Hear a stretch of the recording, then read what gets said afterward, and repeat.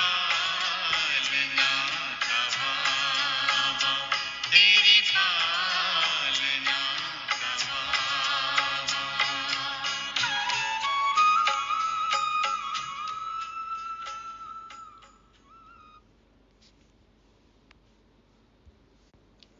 ओम शांति। श्रीमत पर चल माता पिता की आशीर्वाद लेने वाले यज्ञ स्नेही स्वराज्य अधिकारी सपूतों को रविवार की गॉडली मॉर्निंग। तेरी पालना का बाबा एहसान चुकाएं किस तरह। हम संगम युगी ब्राह्मण कितने भाग्यशाली हैं जो डायरेक्ट परमात्मा पालना में पल रहे हैं। हमारा हर पल पूरी दिनचर्या बाबा के साथ ही चलती है ना ऐसा। 24/7 बाबा हमारे लिए अवेलेबल हैं, हाजिर हैं। क्या हम ऐसे बाप दादा का पूरा फ़ायदा उठा रहे हैं? स्वयं भगवान हमें पढ़ा रहे हैं।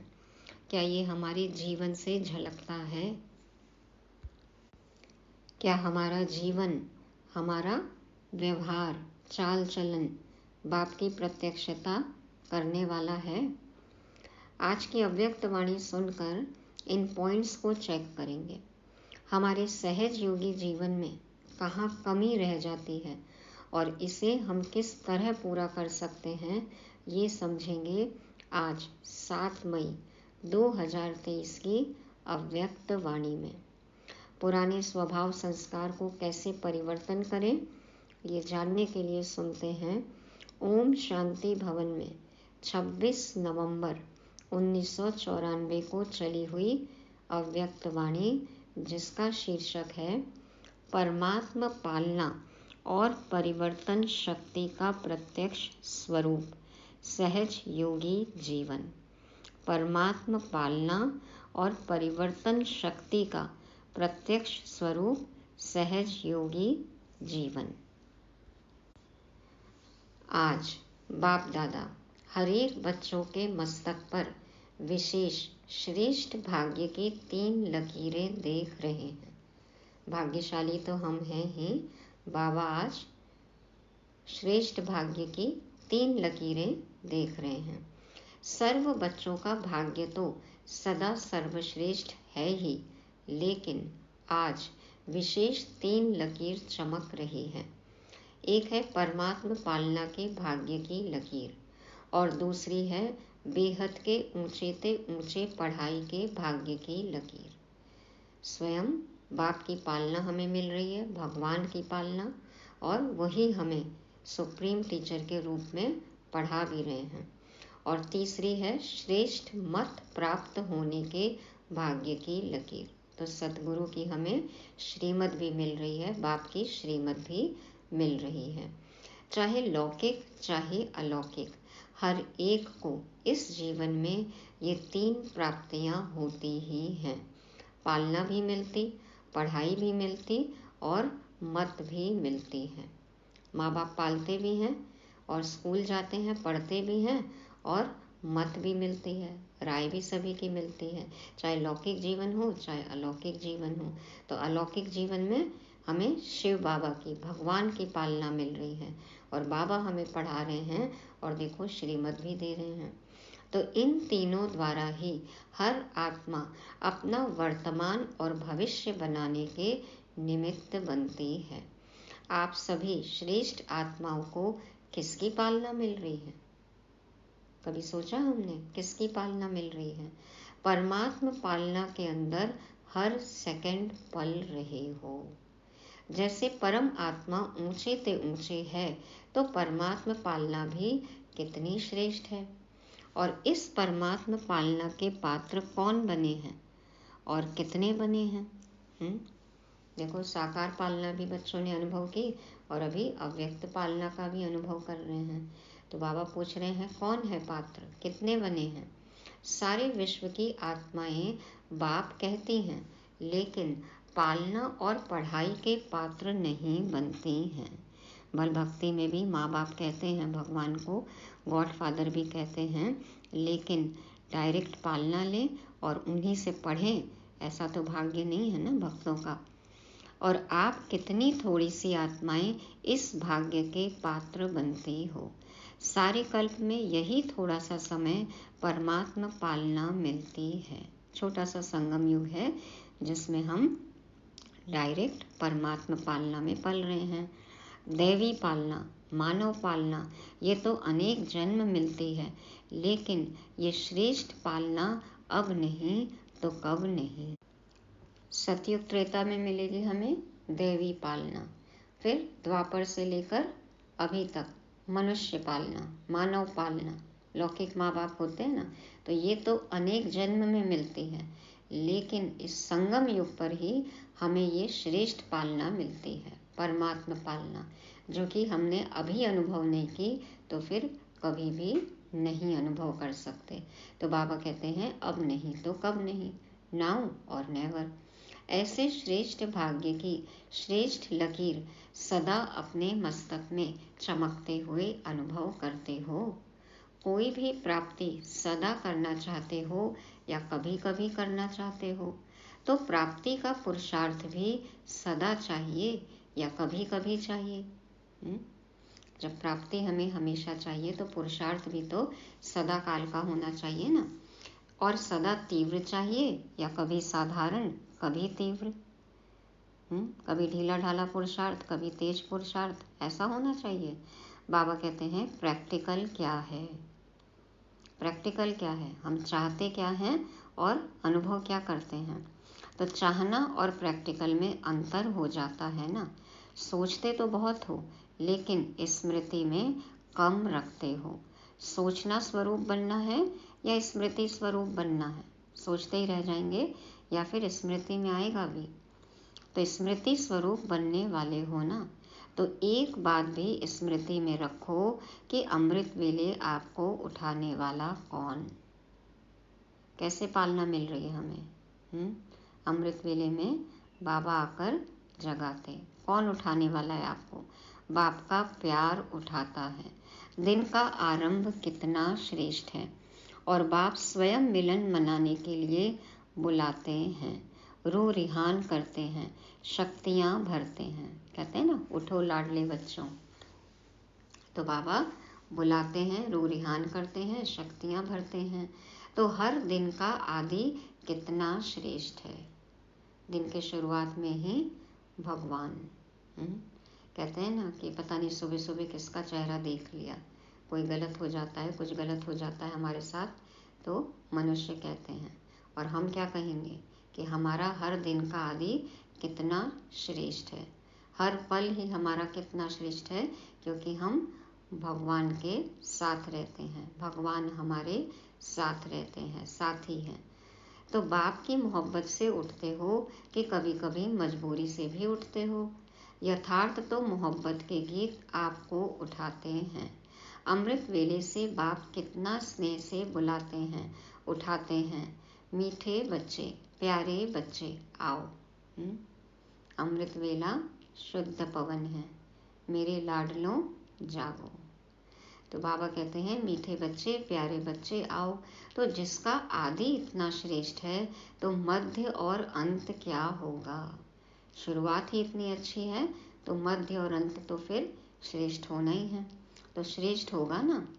बाप दादा देख रहे थे कि कितना पालना का भाग्य वर्तमान समय बच्चों को प्राप्त है। जितना प्राप्त है उतना फायदा उठाते हो।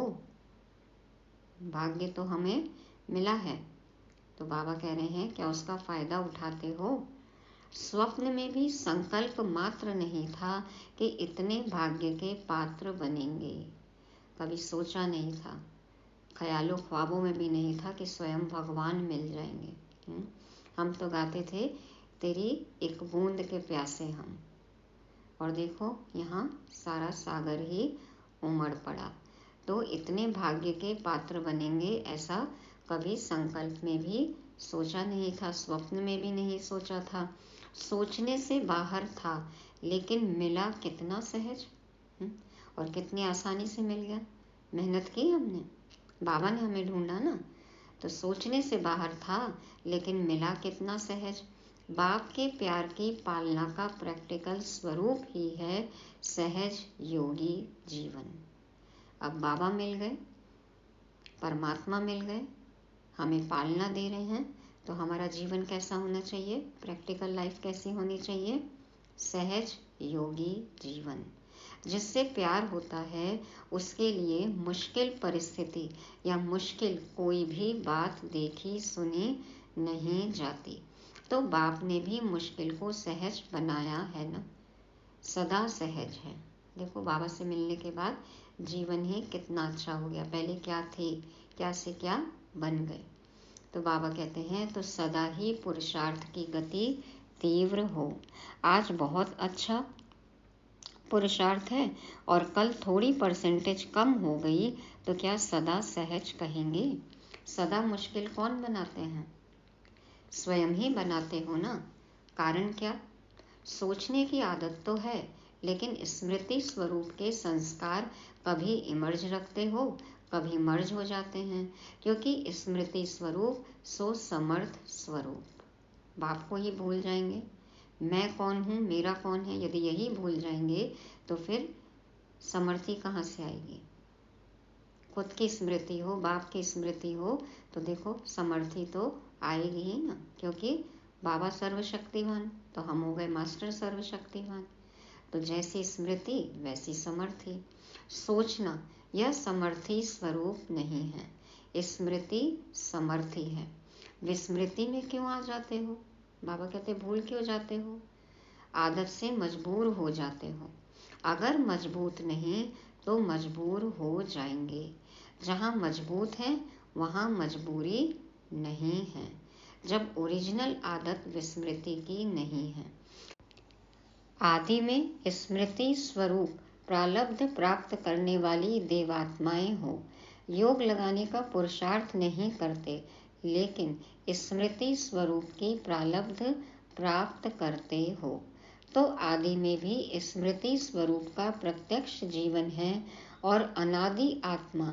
जब आप परम धाम से आई तो आप विशेष आत्माओं के संस्कार स्वतः ही स्मृति स्वरूप हैं।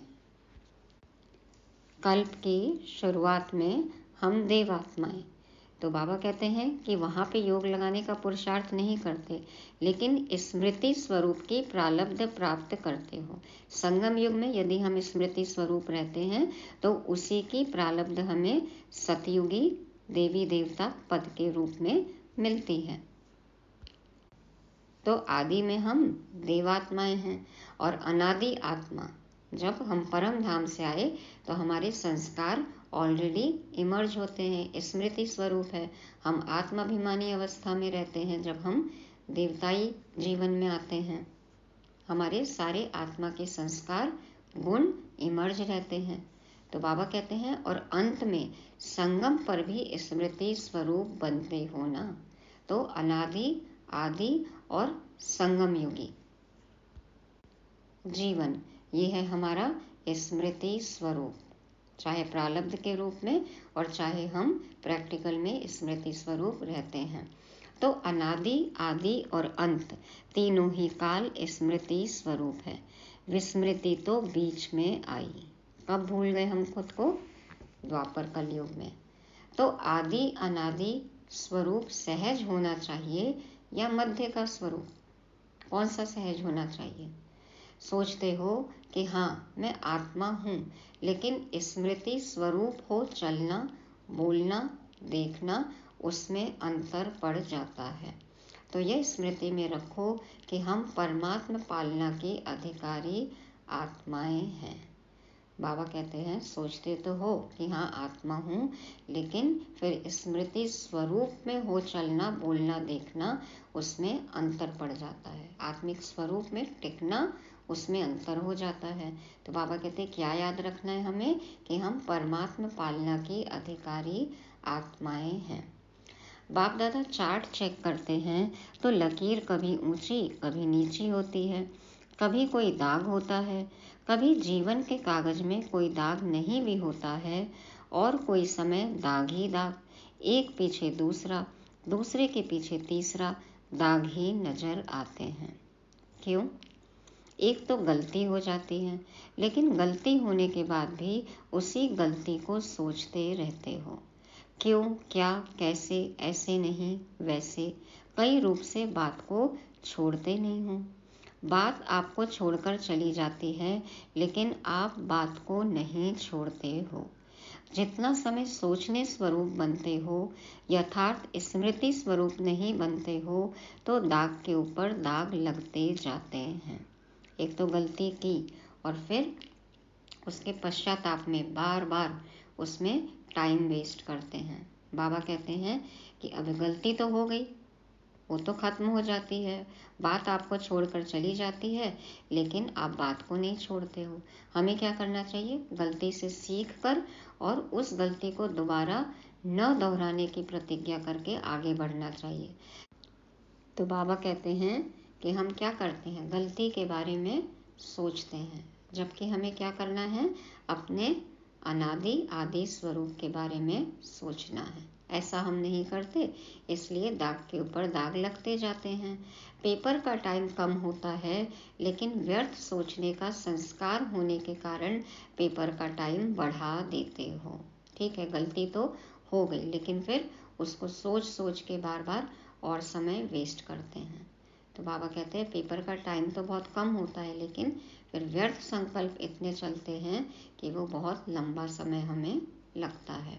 सेकंड पूरा हुआ और निर्विकल्प स्थिति बन जाए, यह संस्कार इमर्ज करो। सेकंड पूरा हुआ और निर्विकल्प स्थिति बन जाए, यह संस्कार इमर्ज करो। निर्विकल्प बनना आता है ना? बाबा कह रहे हैं फुल स्टॉप लगाने का अभ्यास होना चाहिए। सेकंड पूरा हुआ, फुल स्टॉप, अब उसके बारे में कोई संकल्प ना चले। बाबा कहते हैं निर्विकल्प बनना आता है ना? अपने श्रेष्ठ भाग्य को स्मृति में लाकर सदा हर्षित रहो।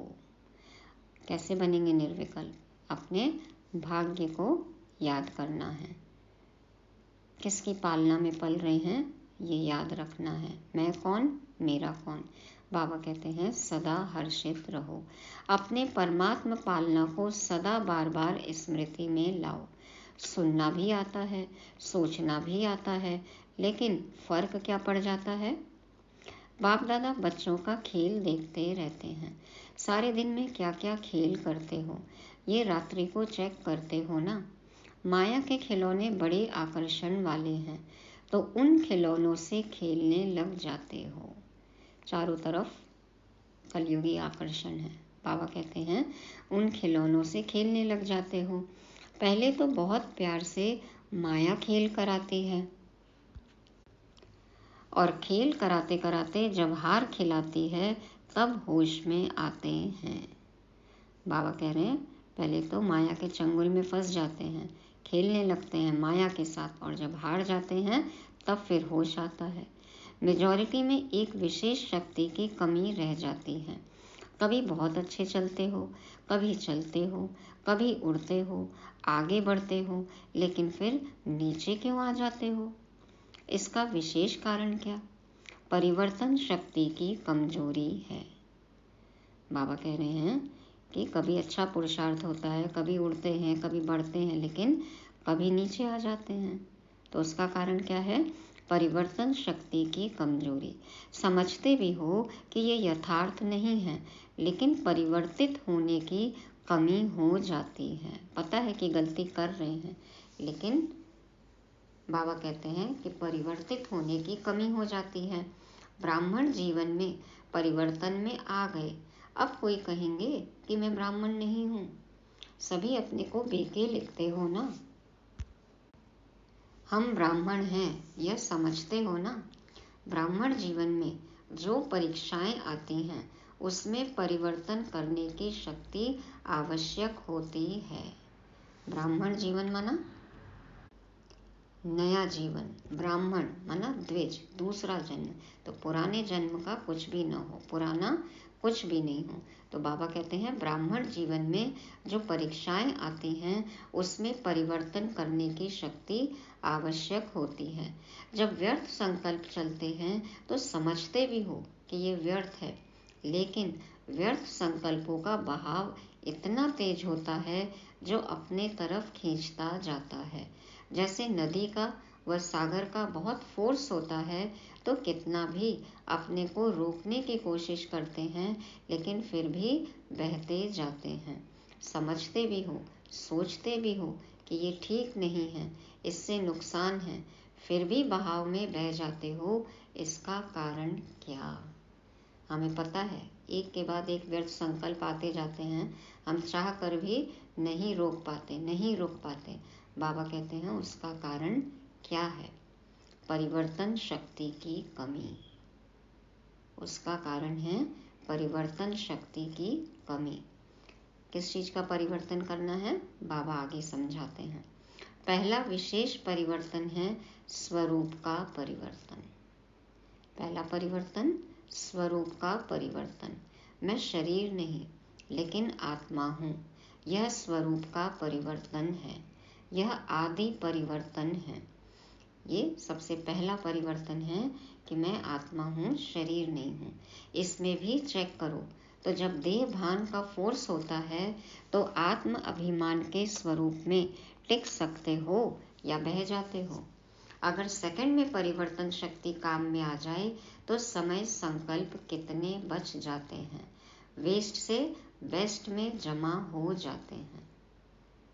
कोई भी व्यर्थ आ रहा है, तुरंत सोचना है कि मैं शरीर नहीं हूँ, आत्मा हूँ। और आत्मा तो व्यर्थ संकल्प कर ही नहीं सकती। मैं कौन सी आत्मा हूँ?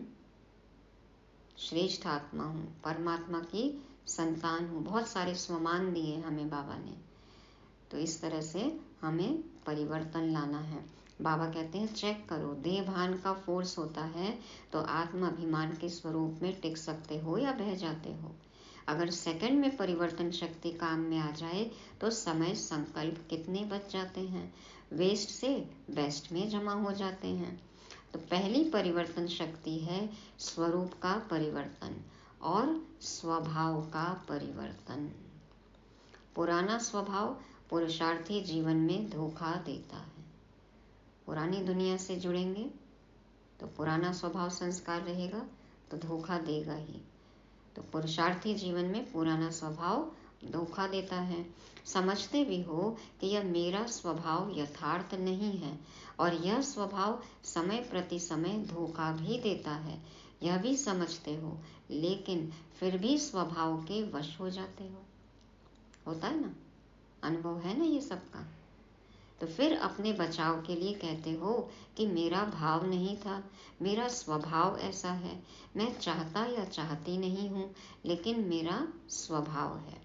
ब्राह्मण बन गए तो जन्म बदल गया, संबंध बदल गया, माँ बाप बदल गए, परिवार बदल गया, लेकिन स्वभाव नहीं बदला। द्विज, दूसरा जन्म। बाबा कहते हैं कि भाव नहीं था लेकिन स्वभाव ऐसा है। मैं चाहती तो नहीं थी करना, लेकिन मेरा स्वभाव ऐसा है, मैंने कर लिया, हो गया। तो बाबा कहते हैं ब्राह्मण बन गए तो जन्म बदल गया, मर्जीवा जन्म हमारा, नया जन्म, संबंध बदल गया, माँ बाप बदल गए, परिवार बदल गया, लेकिन स्वभाव नहीं बदला। फिर रॉयल शब्द कहते कि मेरी नेचर है।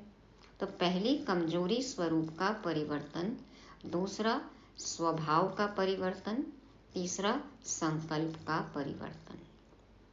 तो पहली कमजोरी स्वरूप का परिवर्तन, दूसरा स्वभाव का परिवर्तन और तीसरा संकल्प का परिवर्तन। सेकंड में व्यर्थ को समर्थ में परिवर्तन करो। कई बार समझते हैं कि बस आधा घंटे का तूफान था। कई आत्माएं ये भी समझती हैं कि बस आधा घंटे का तूफान था, आधा घंटा 15 मिनट चला, लेकिन आधा घंटा व 15 मिनट की कमजोरी संस्कार बना देती है ना। जैसे शरीर में अगर कोई बार बार कमजोर होता रहे तो सदा के लिए कमजोर बन जाते हो। तो 15 मिनट कोई कम नहीं है। संगम युग का एक एक सेकंड वर्षों के समान है। तो ऐसे अलबेले नहीं बनो। बाबा कह रहे हैं कि यदि 15-20 मिनट, आधा घंटा भावनाओं में बह गए, व्यर्थ में बह गए, तो वो संस्कार बन जाता है। जैसे है ना, बार बार बीमार पड़े, इम्यून सिस्टम और कमज़ोर होता जाता है। तो बाबा कहते हैं कि सदा के लिए कमज़ोर बन जाते हैं। संगम युग का एक एक सेकंड वर्षों के समान है, तो ऐसे अलबेले नहीं बनो। भल थोड़ा भी चला, लेकिन गंवाया कितना। भले ही थोड़ी देर के लिए हम बह गए, लेकिन गंवाया कितना। जब कदम में पदम कहते हो तो 15 मिनट में कितने कदम उठेंगे और कितने पदम गंवाए। जमा में तो हिसाब अच्छा रखते हो कि कदम में पदम जमा हो गया, लेकिन गंवाने का भी तो हिसाब रखो। प्रॉफिट का हिसाब है, लॉस का नहीं रखते हम। तो न चाहते हुए भी संस्कार खींचते हैं। जो भी बात बार बार होती वो संस्कार रूप में भर जाती है। तो संकल्प परिवर्तन करो। सिर्फ सोचते नहीं रहो, करना नहीं चाहिए, हो गया क्या करूं। नहीं, सोचो और करके दिखाओ। बाबा कह रहे हैं कि सिर्फ सोचते ही नहीं रहो कि करना नहीं चाहिए था, हो गया क्या करूं। नहीं, सोचो और अब करके दिखाओ। कहते हो बीती को बिंदी लगाओ, एक दो को ज्ञान देते हो ना। कोई आकर बात करेंगे तो कहेंगे ठीक है बिंदी लगा दो, लेकिन स्वयं बिंदी लगाते हो। और यदि कोई वही गलती करता है तो हमारे पास आंसर्स रहते हैं, उनको हम राय देते हैं।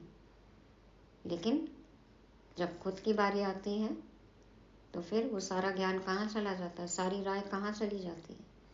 बाबा कहते हैं कि एक दो को ज्ञान देते हो ना कि बिंदी लगाओ, तो फिर स्वयं बिंदी लगाते हो। बिंदी लगाने के लिए कौन सी शक्ति चाहिए? परिवर्तन शक्ति। परिवर्तन शक्ति वाला सदा ही निर्मल और निर्माण रहता है। परिवर्तन शक्ति वाला सदा ही निर्मल और निर्माण रहता है। जैसे पहले भी बाप दादा ने सुनाया है कि मोल्ड होने वाला ही रियल गोल्ड है। रियल गोल्ड की निशानी है वो मोल्ड हो जाएगा। तो चेक करो कि परिवर्तन शक्ति समय पर काम आती है या समय बीत जाने के बाद सोचते ही रहते हैं। समय पर परिवर्तन हम कर पाते हैं या समय बीत गया और बाद में सोच ही रहे हैं। तो परिवर्तन शक्ति को बढ़ाना है। जिसमें परिवर्तन शक्ति है वो सबका प्यारा बनता है। विचारों में भी सहज रहेगा। आगे बढ़ते सेवा में रहते हो ना। सेवा में भी विघ्न रूप क्या होता है? मेरा विचार, मेरा प्लान, मेरी सेवा इतनी अच्छी होते हुए भी मेरा क्यों नहीं माना गया, तो उसको रियल गोल्ड कहेंगे। मेरापन आ गया। मेरापन आना अर्थात अलॉय मिक्स होना। जब रियल गोल्ड में अलॉय मिक्स हो जाता है तो वो रियल रहता है, उसका मूल्य रहता है। सोने में खाद पड़ गई तो फिर उसका मूल्य उतना रहेगा जितना प्योर गोल्ड का रहता है। तो कितना फर्क पड़ जाता है। तो समय और वायुमंडल को परख कर अपने को परिवर्तन करना, इसकी आवश्यकता है। कौन सा समय चल रहा है? संगम युग। कितना थोड़ा सा बचा है। अभी भी हम नहीं परिवर्तन हुए तो फिर क्या प्राप्ति कर सकते हैं। तो बाबा कहते हैं समय और वायुमंडल को परखो, अपने आप को परिवर्तन करो, इसी की आवश्यकता है। मोटी मोटी बातों में परिवर्तन करना तो सहज है, लेकिन हर परिस्थिति में, हर संबंध संपर्क में समय और वायुमंडल को समझ स्वयं को परिवर्तन करना, यही नंबर 1 बनना है। स्वयं को परिवर्तन करना, यही नंबर 1 बनना है। ये नहीं सोचो कि फलाना भी समझे ना, ये भी तो परिवर्तन करे ना। सिर्फ मैं ही परिवर्तन करूं क्या? कई बार हम कहते हैं हम ही कब तक करते रहेंगे, अगला भी तो समझे। बाबा कहते हैं जो ओटे सो अर्जुन। इसमें अगर आपने अपने को परिवर्तन किया तो ये परिवर्तन ही विजयी बनने की निशानी है। किसको बनना है विश्व महाराजन? आपको या दूसरी आत्मा को? तो जब हमें बनना है तो परिवर्तन भी हमें ही होना पड़ेगा ना। तो बाबा कहते हैं कि जो ऊटे सो अर्जुन। इसमें अगर आपने अपने को परिवर्तन किया तो ये परिवर्तन ही विजयी बनने की निशानी है। समझा? अच्छा। चारों ओर के सर्व सदा स्मृति स्वरूप आत्माओं को सदा सेकंड में परिवर्तन शक्ति द्वारा स्व परिवर्तन करने वाली श्रेष्ठ आत्माओं को सदा सहज योगी अनुभव करने वाले अनुभवी आत्माओं को सदा बाप के समीप और समान बनने के उमंग उत्साह में रहने वाली सर्व आत्माओं को बाप दादा का याद प्यार और नमस्ते। 1 सेकंड में स्वयं को परिवर्तन कर लेने वाले हम अर्जुन आत्माओं का रूहानी बाप दादा को याद प्यार, गुड मॉर्निंग और नमस्ते। शुक्रिया बाबा, शुक्रिया। अभी टीचर से मुलाकात है। सभी टीचर्स तो सदा ही ज्ञान स्वरूप स्मृति स्वरूप हैं ही, क्योंकि जैसे बाप शिक्षक बनकर आते हैं तो बाप समान निमित्त शिक्षक हो।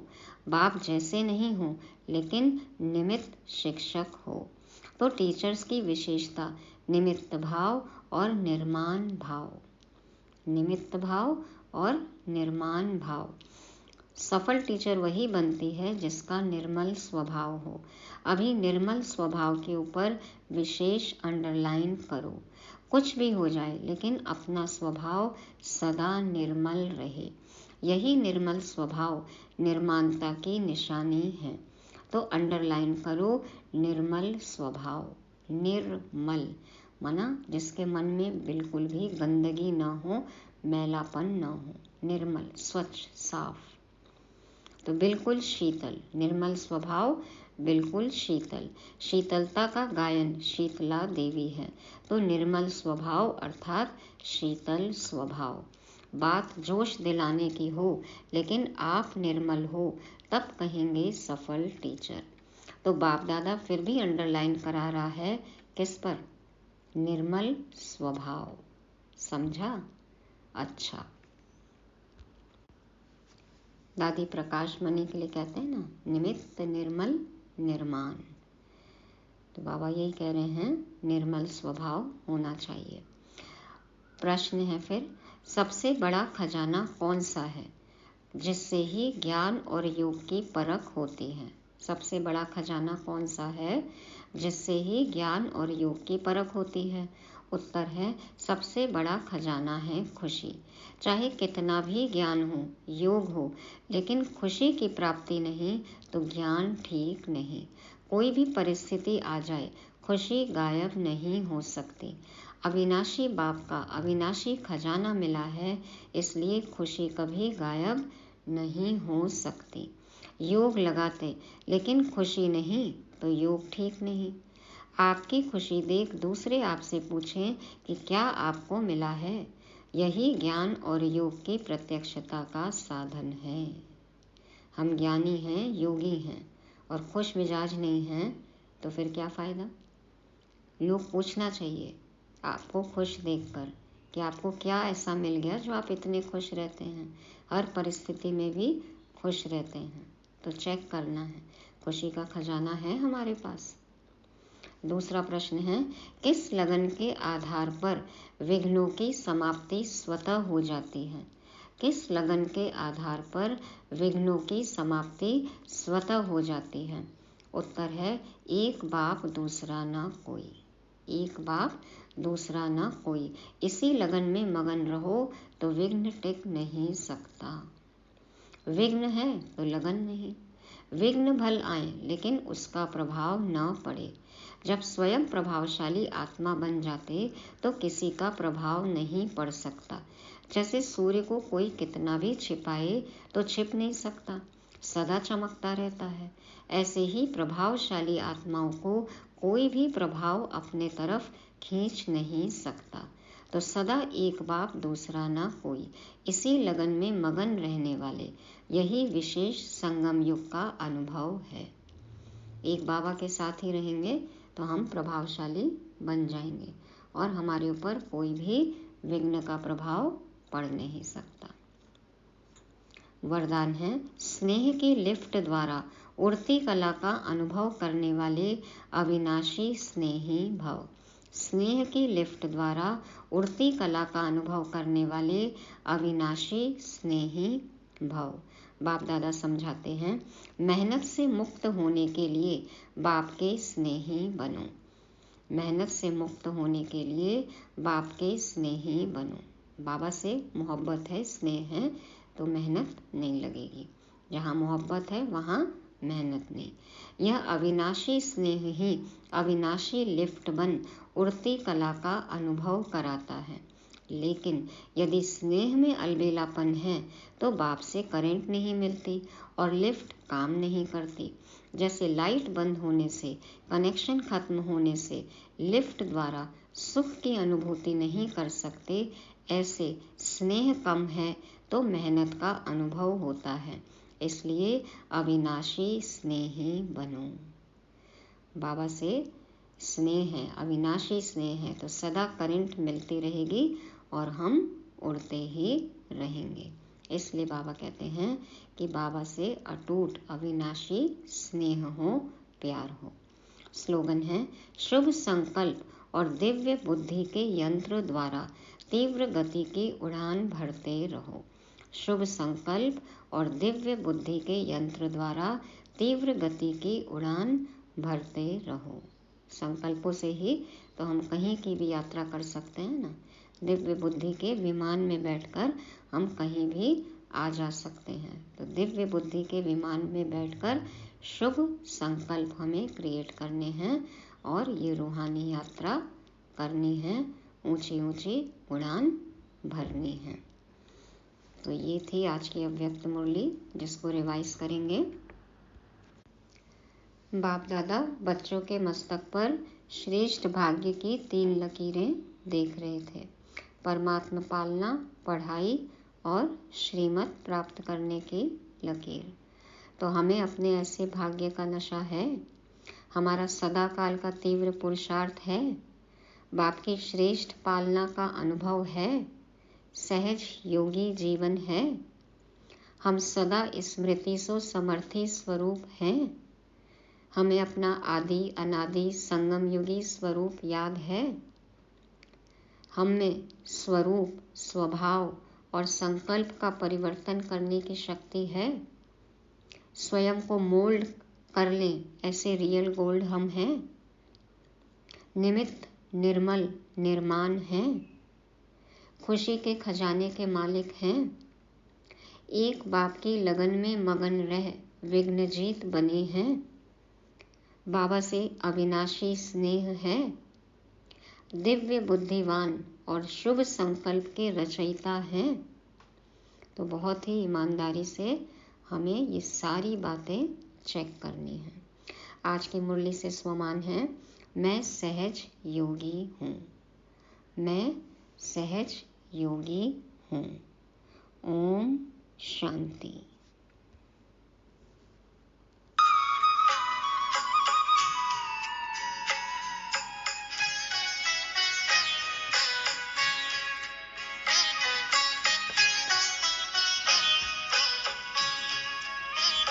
संकल्प सास तुमने बच्चों पे है लुटाई, उपमा तुम्हारी बाबा हम तो कहीं न पाए।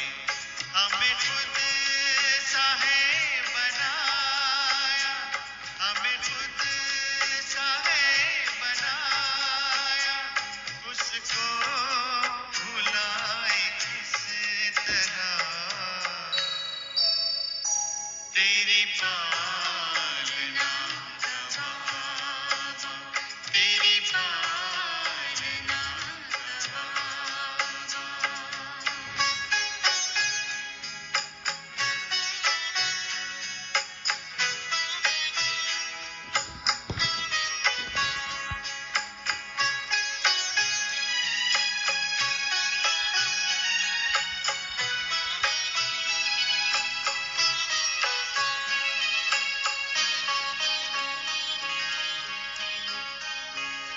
निष्ठा